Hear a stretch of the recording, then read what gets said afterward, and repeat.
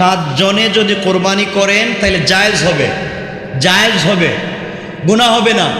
আমি আবারও বলছি, 7 পরিবারে বলি নাই, 7 জনে বলছি। এক পরিবারেও 7 জনের উপরে কোরবানি ওয়াজিব হতে পারে না, পারে না?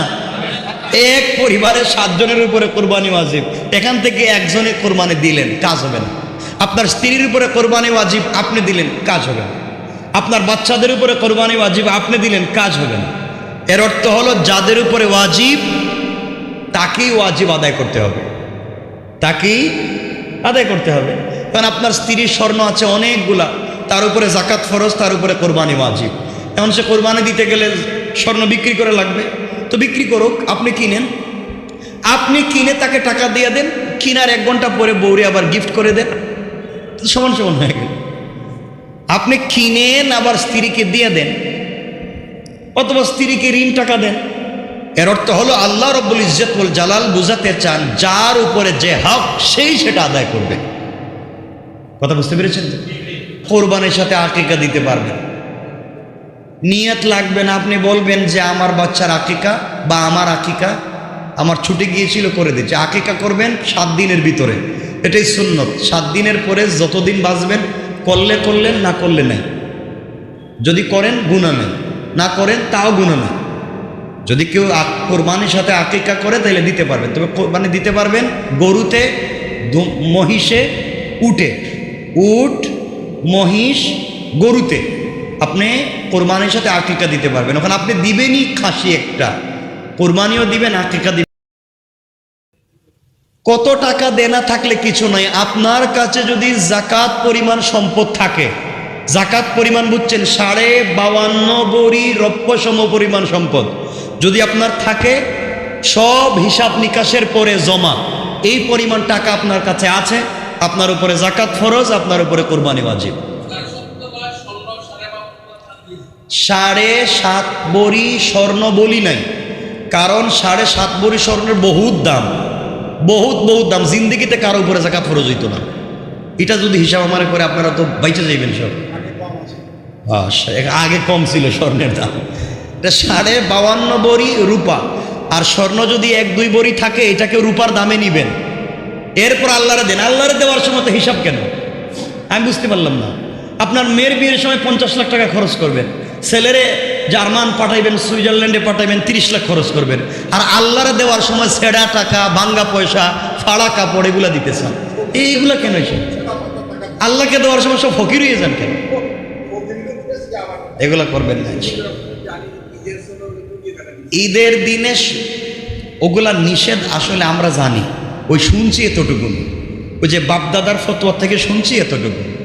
আপনি কোরবানির দিনে কোরবানি মনে করে আপনি হাঁস জবাই করবেন না, যে সবাই গরু দিতেছে আর আমি আল্লাহু আকবার একটা হাঁস কোরবানি করলাম, এইটা মারাত্মক না।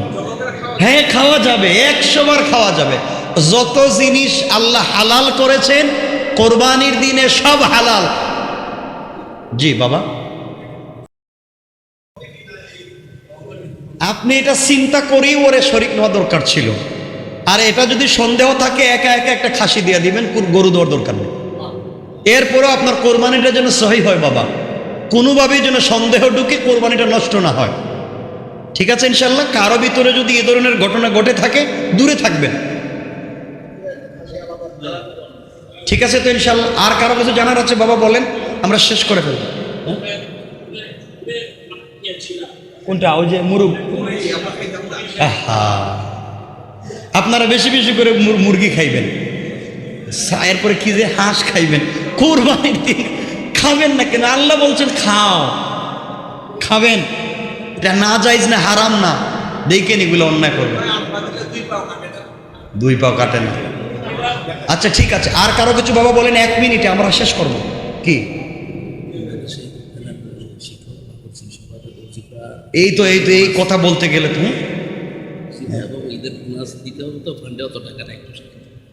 এই তো আপনারা এগুলো বলে তো বিপদে ফেলাই দিবেন। ঈদের বোনাস হুজুরদের, মাদ্রাসার শিক্ষকদের বেশি বেশি দিবেন, সবাই দিবেন।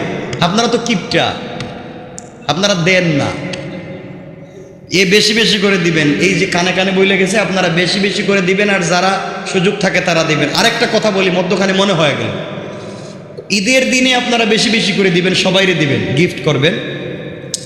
যে কথা বলতে চাইলাম, আপনারা যেটা করেন, আপনারা অনেকাংশে ওই যে মাদ্রাসার বাচ্চাদেরকে, মানে ইয়েতিম বাচ্চাদেরকে আপনারা কুরবানির গোশত দিবেন অথবা জাকাত দেন না? অনেকে জাকাত দেন, ইয়েতিমদেরকে দেন। আপনারা সত্য কথা ইমানে বলেন তো, আপনারা যখন জাকাতটা দেন, জাকাতটা কি বাচ্চাদেরকে দেন না মাদ্রাসার দায়িত্বশীলকে দেন? কেন?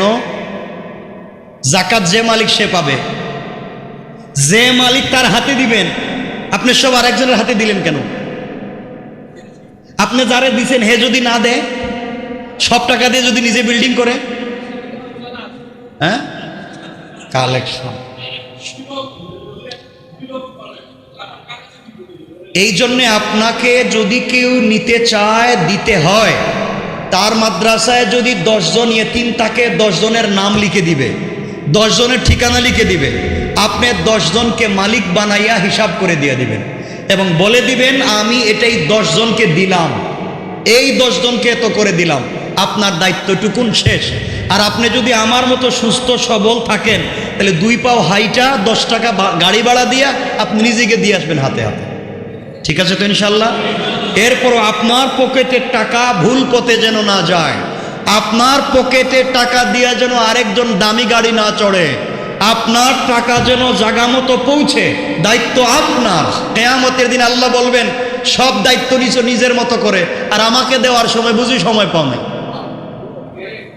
আল্লাহু আকবার, আল্লাহু আকবার, লা ইলাহা ইল্লাল্লাহু, আল্লাহু আকবার, আল্লাহু আকবার, ওয়ালিল্লাহিল হামদ। এই তাকবীর কোন দিন থেকে দিবেন? 9 জিলহজ, 9 জিলহজ ফজর থেকে। 9 জিলহজ 13 তারিখ দেওয়া কি ওয়াজিব? এই দিন না দিলে তো গুনাহ হবে। আমি তো গুনার ওয়াজ করতেছি না। আপনারা তো 9 তারিখ থেকে 13 তারিখ পর্যন্ত তাকবীর না দিলে গুনাহগার, ধারাবাহিক গুনাহগার। আপনি যদি তাকবীর না দেন আপনি গুনাহগার, আপনার ওয়াইফ যদি না দেন আপনার ওয়াইফ গুনাহগার, আপনার মা যদি না দেন আপনার মা গুনাহগার। এক কথায় 9 তারিখ ফজর থেকে 13 তারিখ আসর পর্যন্ত তাকবীর না দিলে গুনাহগার। কিন্তু সাহাবায়ে কেরামকে রাসূল বলেছেন তোমরা তাকবীর দাও জিলহজ যেদিন শুরু হয় ওই দিন থেকে, যেদিন জিলহজ শুরু হয় ওই দিন থেকে দাও। আর আমরা অপেক্ষা করতেছি 9 তারিখ কোন দিন শুরু হবে, ওই দিন ফজর থেকে দেব। ওই দিন না দিলে তো গুনাহ হবে, ওই দিন না দিলে তো গুনাহ হবে। আর জিলহজের প্রথম দিন থেকে দিলে এক এক দিনের তাকবীর 1 বছরের সওয়াবের সমান। রাসূল সাল্লাল্লাহু আলাইহি ওয়াসাল্লাম যেদিন এই কথা বললেন, সাহাবায়ে কেরাম হাটে মাঠে ঘাটে বাজারে 1 জিলহজ থেকে তাকবীর দেওয়া শুরু করলেন। রাস্তায় গেলে তাকবীর, মসজিদে আসলে তাকবীর, বাজারে গেলে তাকবীর, বাড়িতে গেলে তাকবীর, সব জায়গায় আল্লাহর নাম। আল্লাহ রাব্বুল ইজ্জত ওয়াল জালাল ফেরেশতাদেরকে বলেন ও ফেরেশতারা যেদিকে যাই সেদিকে তাকবীর, মসজিদে দে, রাস্তায় দে, বাড়িতে দে, হাটে মাঠে সব জায়গায় শুধু তাকবীর দেয়। আমি আল্লাহু আকবার, আল্লাহু আকবার। আমি আল্লাহ বড় এই কথা যে বলছে আমার দেখে বলতেছে? আল্লাহ না, আপনার না দেখেই পাগলের মতো আল্লাহু আকবার বলতেছে।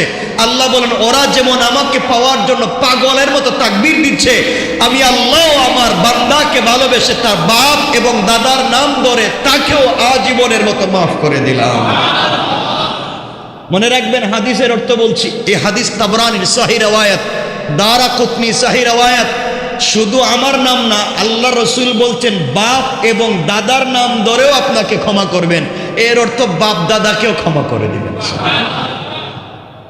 এতগুলো সুযোগ পাচ্ছে। তাকবীর দিব তো ইনশাল্লাহ? শুধুমাত্র 9 তারিখ না আজকে থেকে? 3-4 দিন তো চলে গেছে। আজকে থেকে যখন ভাল লাগবে তাকবীর দিবেন। এর অর্থ মারামারি করবেন? শুনেন কথা, তাকবীর দেওয়ার কথা আপনাদেরকে বলছি। এর অর্থ হিন্দু বাড়ির কাছে গেছে চিল্লাইবেন, এটা বলিনি। এই শয়তানি বলিনি। আপনি কোরবানি করবেন, আপনি রক্ত নিয়ে হিন্দু বাড়ির সামনে ফালায় দিবেন, চামড়াটা তাদের বাড়ির সামনে ফালায় দিবেন। এটার নাম কোরবানি নয়, এটার নাম দুষ্টামি। কথা বুঝতে পেরেছেন? আপনি কোরবানির নাম করে সাম্প্রদায়িক দাঙ্গা সৃষ্টি করবেন, আপনি দুষ্টামি করলেন। রাসূল সাল্লাল্লাহু আলাইহি ওয়াসাল্লাম এবং আল্লাহ তো তা করতে বলেননি। আপনি আপনার ধর্ম পালন করবেন আপনার মতো নয়, রাসূল সাল্লাল্লাহু আলাইহি ওয়াসাল্লামের বিধান মতো। কথা ঠিক আছে তো ইনশাআল্লাহ? আপনারা কোরবানি করবেন, ছুরি দিয়ে কাটবেন, গরুর রক্ত প্রবাহিত হবে, এটা ফটো তুলে ফেসবুকে ছেড়ে বলবেন আলহামদুলিল্লাহ, ঠিক আছে তো? এগুলো করতে যায়েন না, ধরা খাইবেন একদিন। আল্লাহর ওয়াস্তে এগুলো করতে যায়েন না, আল্লাহর ওয়াস্তে এগুলো করতে যায়েন না। কারো ধর্মীয় অনুভূতিতে আঘাত দিয়েন না। আপনি কাউকে গালি দিবেন, সে আপনার আল্লাহরে গালি দিবে। আপনি তার দেবতাকে গালি দিবেন, সে আপনার রসুলকে গালি দিবে। এরপরে করবেন মারামারি, এরপরে হবে দাঙ্গা, এই তো শেষ। এগুলোতে আমরা যাব? কথা দেন যাব ইনশাআল্লাহ। মনে রাখবেন, ভালো করে মনে রাখবেন ভাই, ভালো করে মনে রাখবেন। এজন্য মারামারি করে দিন প্রচার করা যায় না। হিকমা, হিকমাতে ওয়াল মাউইযাতিল হাসানা, উত্তম কথামালার মাধ্যমে বুঝাইয়া বুঝাইয়া দিন শেখাবেন ইনশাআল্লাহ। বলেন আমি কথা যখন চলে আসছে, 1 মিনিটে একটা কথা বলবো আপনাদেরকে, পুরাতন কথা, আমরা সংক্ষেপ করে যাই। এরপরে 5 নাম্বার, 1 নাম্বার বলছি চুল নখ কাটা বন্ধ করবেন, 2 নাম্বার রোজা রাখবেন, 3 নাম্বার বেশি বেশি আল্লাহর নামের জিকির করবেন, 4 নাম্বার বেশি বেশি তাকবীর পড়বেন, 5 নাম্বার যথাসাধ্য সাদাকা করবেন। কি করবেন? কি করবেন? একদিনের ইবাদত যদি 1 বছরের গুনাহ মাফ হয়, তাহলে আপনি 10 দিন প্রত্যেকবার যদি 1 টাকা 2 টাকা করে সাদাকা করেন, শুধু স্বার্থপরের মতো আপনি না, 10 টাকা আপনি সাদকা করবেন, আপনি 2 টাকা দেন। আপনার 2টা ছেলে আছে, তাদেরকে দিয়ে 4 টাকা দেওয়ান। আপনার ওয়াইফরে দিয়ে আরো 2 টাকা দেন, কয় টাকা হইল? 8 টাকা। আপনার মারে দিয়ে আর 2 টাকা দেন। আপনি শুধু স্বার্থপরের মতো সওয়াব নিতে চান, আপনার বাচ্চা, আপনার বউ, আপনার মা বাপকে শরীক করতে চান না। আপনি তো কিয়ামতের দিন স্বার্থপর হয়ে যাবেন। 10 টাকা যখন আপনিই দিবেন, বাচ্চাদেরকে দিয়ে দেওয়ান, মাকে দিয়েও দেওয়ান, ওয়াইফকে দিয়েও দেওয়ান, তারাও দিনের পথে আসবে, তারাও বুঝবে এভাবে দিতে হয়। আপনি মরে গেলে ধারাবাহিকতা আপনার সন্তান জারি রাখবে। মনে থাকবে তো ইনশাল্লাহ বাবা? মনে থাকবে তো ইনশাল্লাহ? এই কাজগুলো আমরা করব, বেশি বেশি সাদাকা করব। 6 নাম্বার, রাসূল সাল্লাল্লাহু আলাইহি ওয়াসাল্লাম এই কথা কমপক্ষে 11 বার বলেছেন। 6 নাম্বার, রাসূল সাহাবায়ে কেরামকে বলছেন শোনো, এই কথা বলে 11 বার বলেছেন, শোনো, বেশি বেশি করে দোয়া করো, বেশি বেশি করে দোয়া করো, দুনিয়ার ব্যাপারে দোয়া করো, আখিরাতের ব্যাপারে দোয়া করো। অন্যান্য দিন দোয়া করলে ফেরেশতারা আল্লাহর কাছে উপস্থিত করে বলেন, আল্লাহ অমুক বান্দা তোমার কাছে দোয়া করেছে, আল্লাহ আল্লাহ তুমি কবুল করবা কিনা? হয়তো কবুল করবেন, নাইলে কবুল করবেন না। আর এই 10 দিন আল্লাহ বলেন, বান্দা যা দোয়া করবে সরাসরি আমি আল্লাহ কবুল করে নেই। এখানে কোনো মাধ্যম না, আমি নিজে বেশি বেশি দোয়া করবেন। 7 নাম্বার, বেশি বেশি নফল ইবাদত করবেন। কি ইবাদত? নফল ইবাদত করবেন বেশি বেশি ইনশাল্লাহ। নফল ইবাদত কি বলেন তো? নফল ইবাদত, আপনি কুরবানের জন্য গরু একটা কিনে নিছেন, নিয়ে রাস্তা রেখে দিছেন, প্রস্রাব করতেছে, টয়লেট করতেছে, মানুষ ফজরের সময় আসবে নামাজের, আপনারা গালি দিতেছে, তা কাজ হইল না। এগুলোর থেকে পাবলিককে হেফাজত করেন, পরিষ্কার পরিচ্ছন্ন নিজে থাকেন, সমাজকে রাখেন। আপনি একটু একটু 2 রাকাত বেশি নামাজ পড়েন ইনশাল্লাহ। 2 রাকাত বলছি, আমি তো বেশি বলছি না যে সারা রাত পড়েন, সারাদিন পড়েন, 2 রাকাত কমপক্ষে পড়েন ইনশাল্লাহ ইনশাল্লাহ। 8 নাম্বার, তওবা করেন। আল্লাহ রাব্বুল ইজ্জত ওয়াল জালাল বলেছেন, বান্দা যদি লাইলাতুল কদরে ক্ষমা না পেয়ে থাকে আর এই 10 দিন তওবা করে, আরাফার দিনেও তওবা করে, আমি আল্লাহ তার তওবাকে কবুল করে মাফ করে দেব। এখন আপনারা বলবেন, তাইলে কি লাইলাতুল কদর থেকেও আরাফার দামি হয়ে গেল? মনে রাখবেন, রমজানের শেষ 10 দিনের রাত দামি, রমজানের শেষ 10 দিনের রাত দামি। লাইলাতুল কদর কি দিনে না রাতে? তাহাজ্জুদ কি দিনে না রাতে? কিয়ামুল লাইল দিনে না রাতে?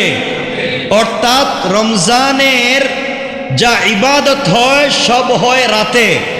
অর্থ দাঁড়ালো রমজানের শেষ 10 দিনের রাত দামি, আর জিলহজ মাসের প্রথম 10 দিনের দিন দাম। সুবহানাল্লাহ বলেন না। ওই 10 দিনের ইবাদতের যেই দাম জিলহজ মাসের প্রথম ওই 10 রমজান মাসের শেষ 10 দিনের রাত্রের ইবাদতের যেই দাম জিলহজ মাসের প্রথম 10 দিনের দিনের ইবাদতের এই দাম। ইনশাআল্লাহ বেশি করব তো। আচ্ছা, 9 নম্বর সামর্থ্য থাকলে হজ করব, উমরায় যাব। 10 নম্বর সামর্থ্য থাকলে কোরবানি করব ইনশাআল্লাহ। কোরবানি করবেন তো আপনারা? কোনো পাবলিকরে খাইতে দিয়েন না, এটাই তো আপনাদের কাজ। সব রেখে দিবেন ফ্রিজে। যিনি 1 লাখ 2 লাখ 50,000 1 লাখ টাকা দিয়ে কোরবানি করতে পারে উনি তো সারা বছর গোশত খাওয়ার মতো সুযোগ আছে, তৌফিক আছে। কিন্তু অনেক মানুষ আছে সারা বছর অপেক্ষা করে কোরবানির দিনে, তার বাচ্চাদের কিনে গোশত খাবে, আপনি তাদেরকে দিবেন। আপনি কেমনে দিবেন? এক টুকরা করে 2 তলার থেকে পাবলিকে দিবেন নাকি? পাবলিকের তরকারি হয় মতো করে দিবেন। আপনি 10 জনরে দেন 1 কেজি করে 10 কেজি দিয়ে দেন। আপনি 20 জনরে দেন 1 কেজি করে 20 কেজি দিয়ে দেন, তার হয় মতো দেন। ঠিক আছে তো ইনশাল্লাহ? এখন কোরবানি করবেন। আমরা তো দেখছি কোরবানিতে অনেকে কোরবানির আগে ওই যে যারা জবাই করে গরু, তাদের কাছে গরু চামড়া বিক্রি করে দেয়। বাবা তুমি আমার গরুটা জবাই করবা, তুমি বিনিময় চামড়া নিয়ে নিও। ঠিক আছে না? হারাম, কোরবানি হবে না। কোরবানির কোনো জিনিস বিক্রি করা হারাম। কোরবানি হবে আল্লাহর জন্য। আপনি কোরবানির আগেই বিক্রি করে দিছেন, এটা হালাল না হারাম? হ্যাঁ। কোরবানি হওয়ার পরে যদি আপনি কোরবানির চামড়া বিক্রি করে এই পয়সা গরিবকে দান করে দেন, এটা জায়েজ। এটা কি? জায়েজ, দান করে দিবেন। কিন্তু আপনি একজন আপনার গরু কাটলো, বাটলো, বানাইলো, এই জন্য আপনি তার চামড়া দিয়ে দিলেন, হারাম। বিনিময় হবে না। কোরবানির কোন জিনিসের বিনিময় হবে না। কোরবানির কোন জিনিসের বিনিময় হবে, মনে থাকবে তো ইনশাআল্লাহ? এতগুলা বললাম শুধুমাত্র 10 দিনের ইবাদত। আমাদের সময় শেষ হয়ে যাচ্ছে, সুতরাং মনে থাকবে তো ইনশাআল্লাহ?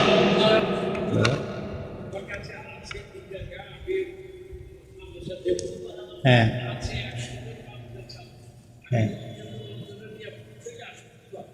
এই জন্য না যদি জাকাত না দুধ এই একজনকে যদি আপনি আল্লাহর ওয়াস্তে এমনি দিতে হয়, এমনি একটা জিনিস এমনি, এটা জাকাত না, এটা ফরজ না। এমনি আমি 100 টাকা মাদ্রাসায় দিব, দিয়া দেন।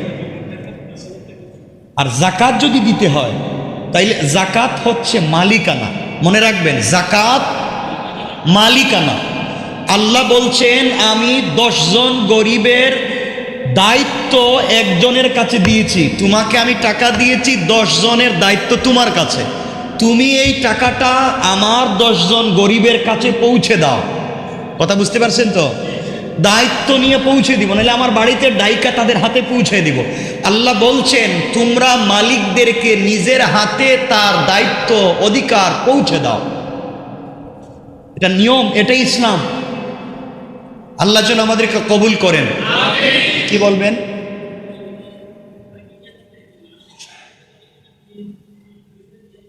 আকিকা সবাই খাইয়েন, আকিকা সবাই খাইতে পারবেন, সবাইরে দিতে পারবেন, নিজেও খাইতে পারবেন। আবারও বলছি, যদি কারণ জাকাত মাদ্রাসায় দিতে হয়, মাদ্রাসার ফান্ডে গেলে হয় কি, জাকাতের টাকা দিয়ে মাদ্রাসার ফান্ড, মাদ্রাসার মধ্যে বিল্ডিং ফান্ড নাই, বিল্ডিং ফান্ড নাই। আপনার জাকাতের টাকা দিয়ে যদি বিল্ডিং বানায়, আপনার জাকাতের টাকা দিয়ে যদি মাদ্রাসার শিক্ষকদের বেতন দেয়, এমনও শিক্ষক আছে যার উপরে নিজের জাকাত ফরজ। কথা বলেন না কেন? মাদ্রাসার শিক্ষক কি সব গরিব? ইমাম সব কি গরিব? তাদের উপরে জাকাত ফরজ হয় না?